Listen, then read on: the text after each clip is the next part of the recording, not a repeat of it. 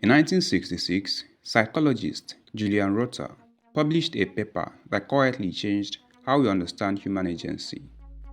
He found that people who believe their actions shape outcomes, regardless of whether that belief is accurate, consistently outperform those who don't. He called it locus of control, internal versus external. The finding has been replicated across cultures, ages, and socioeconomic levels. The belief itself is protective.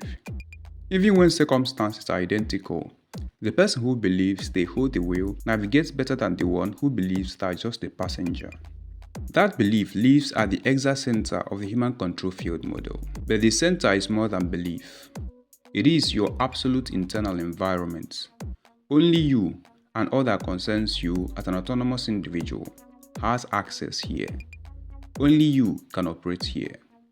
This is not another metaphor. It is a structural truth. Many people give away this control. They hand it to a partner, a boss, an institution, a leader. And at first it feels like loyalty, like trust. Someone else is carrying the weight. But here's what eventually happens. The person you gave your control to cannot occupy your center. They cannot understand how this center should operate multidimensionally at various times. So they use the control you gave them, not to guide you, but to turn you into an additional burden and responsibility for themselves. It starts out feeling mutual. It ends with the person you handed your control to wearing down under a weight they were never designed to carry. Why? Because they're handling responsibility without legibility. The internal core determines who is legible to be in control, and that determination is fixed to the person who carries that core into the world. No one else qualifies. No one else can read your internal environment the way you can. When you outsource your center, you don't lighten your load.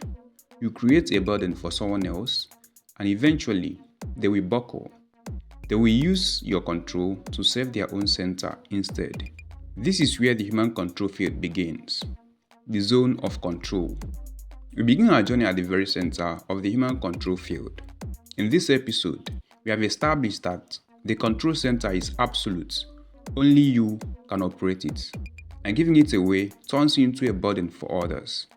In the next episode, we shall move outward to the first circle, where your internal accumulations, your family, and the gradients of your choices begin to shape the boundary between you and the world.